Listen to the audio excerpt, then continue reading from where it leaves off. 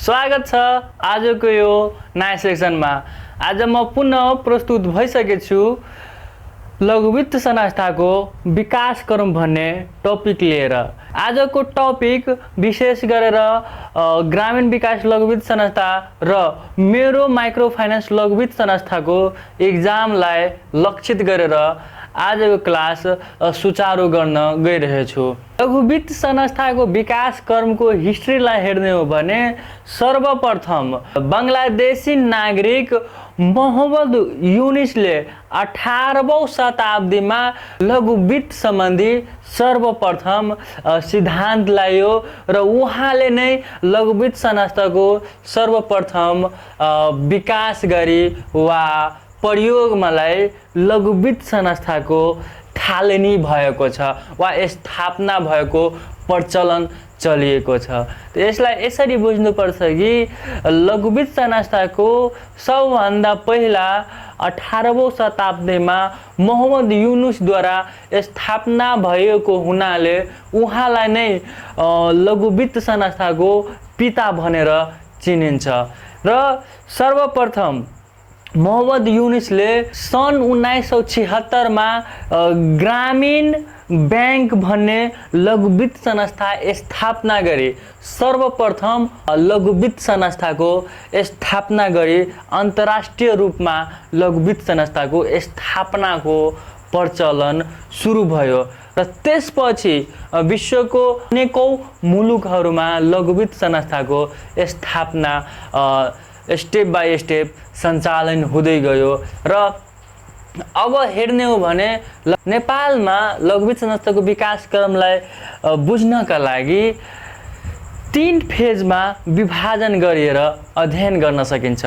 पहिलो फेजमा लघु वित्त संस्थाको विकास क्रम नेपाल राष्ट्रिय बैंक स्थापना हुनुभन्दा पूर्वको अवस्था, जस अन्तर्गत नेपाल राष्ट्र स्थापना नहुँदासम्म लघु वित्त संस्था सम्बन्धी क्रियाकलापहरू त्यति अर्गनाइज थिएन। मानिसहरू बैंकको रूपमा एउटा नेपाल बैंक लिमिटेडलाई मात्र सम्झिने भएका हुनाले सम्पूर्ण कारोबारहरू नेपाल बैंक लिमिटेडबाट गर्ने गरिन्थ्यो र त्यति बेला ग्रामीण क्षेत्र तथा पिछडिएका क्षेत्रका मानिसहरूको आर्थिक अवस्था सुधार गर्न त्यति हदसम्म सहयोग पुर्याइरहेका थिएन। दोस्रो फेजमा छ नेपाल राष्ट्रिय बैंक स्थापना पछिको लघु वित्त संस्थाको विकास क्रमको अवस्था। यो फेज अन्तर्गत यो बुझ्नु पर्दछ कि लघु वित्त संस्थाको नेपालमा अफिसियल रूपमा नेपाल राष्ट्रिय बैंकले घ वर्गको इजाजत प्रदान गरी सर्वप्रथम निर्धन लघु वित्त संस्था 1999 मा स्थापना भई नेपालको पहिलो लघु वित्त संस्थाको रूपमा स्थापना भई आफ्नो कार्यहरू थालिन गर्यो र त्यही सन्दर्भमा अर्को लघु वित्त संस्था 1999 मा आरएमडीसी लघु वित्त संस्था सन् 1900 मा नै स्थापना भई राष्ट्रिय बैंकको घ वर्गको कार्यहरू थालिन गर्यो र त्यसै क्रममा सन् 2001 मा डिप्रोक्स लघु वित्त संस्थाको स्थापना भयो। त्यसै गरी सन् 2001 मा छिमेकी लघु वित्त संस्थाको स्थापना भई कार्य सञ्चालन भयो। त्यसै गरी सन् 2002 मा स्वावलम्बन लघु वित्त संस्थाको स्थापना भई लघु वित्त संस्था सम्बन्धी क्रियाकलापहरू सञ्चालन गर्यो। त्यसै गरी सन् 2002 मा साना किसान लघु वित्त संस्थाको स्थापना भई लघु वित्त संस्था सम्बन्धी कार्यहरूको थालनी भयो। र तेस्रो फेजमा यो बुझ्नुपर्छ कि नेपालमा हाल अहिलेसम्म जम्मा लघु वित्त संस्था 52 वटा रहेका छन् र उनीहरूले विशेष गरेर ग्रामीण तथा पिछडिएका क्षेत्रहरूका मानिसहरूको आर्थिक तथा सामाजिक अवस्था सुधार तथा विकास गर्नका लागि आफ्ना निरन्तर प्रयासहरू गरिरहेका छन्। यदि तपाईहरूको क्वेसनमा लघु वित्त संस्थाको विकास क्रम भन्ने क्वेसन आयो भने यसरी सल्भ गर्नु होला क्या।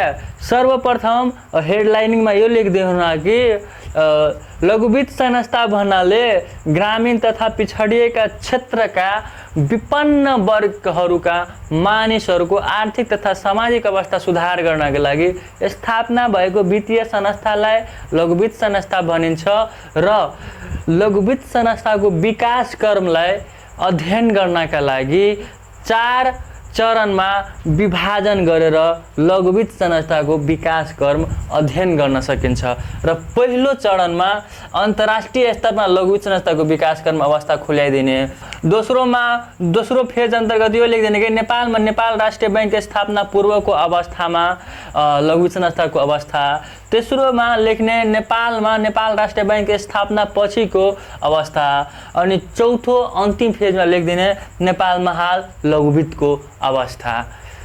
त तपाईहरुको क्वेशनमा लघु वित्त संस्थाको विकास क्रम आयो भने यो 4वटा फेजलाई आधारित बनाएर बुदाहरू लेख्ने प्रयास गर्नुहोला। त लेख्नुस् त,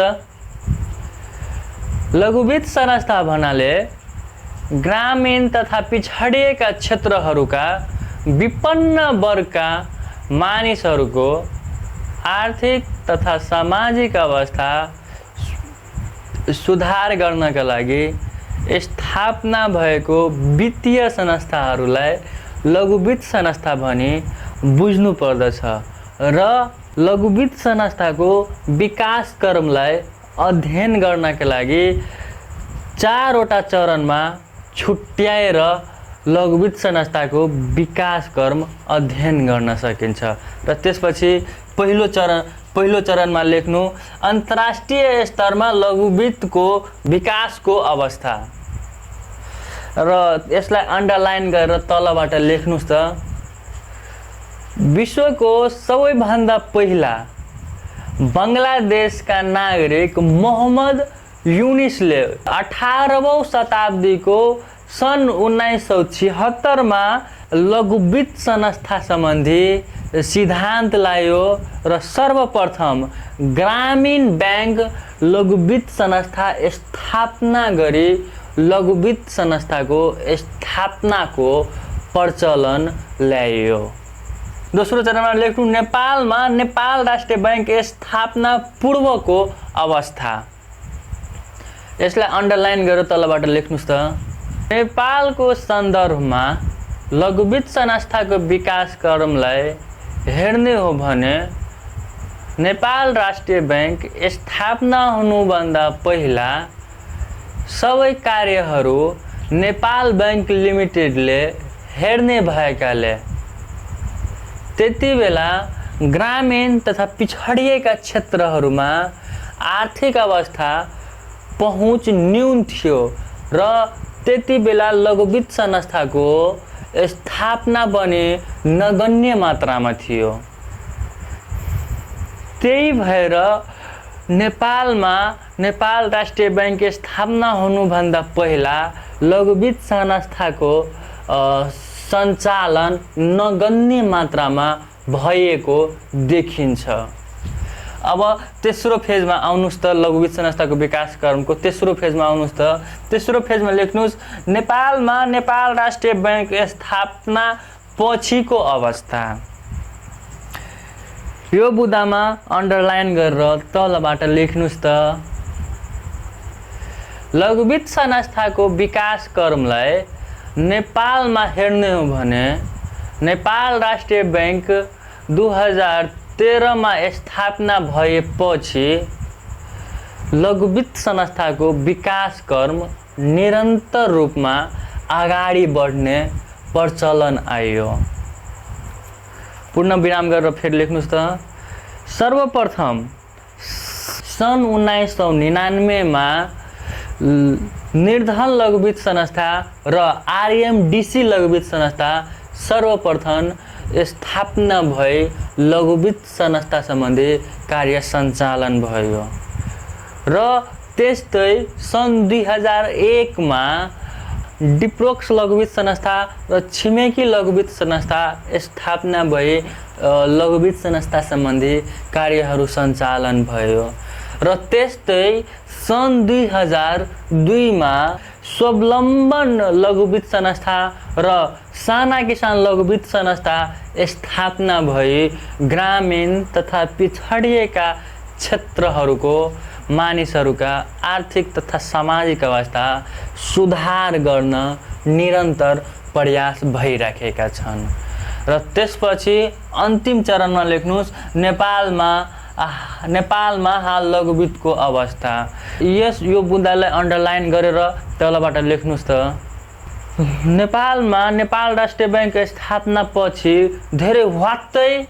धेरै ठुलो मात्रामा लघु वित्त संस्थाहरू स्थापना भयो र त्यसपछि हाल लघु वित्त संस्थाहरू मर्ज भइरहेको अवस्थामा आइपुगेका छन् र हालसम्म हेर्ने हो भने लघु वित्त संस्थाको जम्मा सङ्ख्या 52 वटा रहेका छन् र यो 52 वटा लघु वित्त संस्थाले लघु वित्त सम्बन्धी कार्यहरू सञ्चालन गरिरहेका छन् र यति लेखिदिएपछि पुग्यो लघु वित्त संस्थाको विकास कर्म।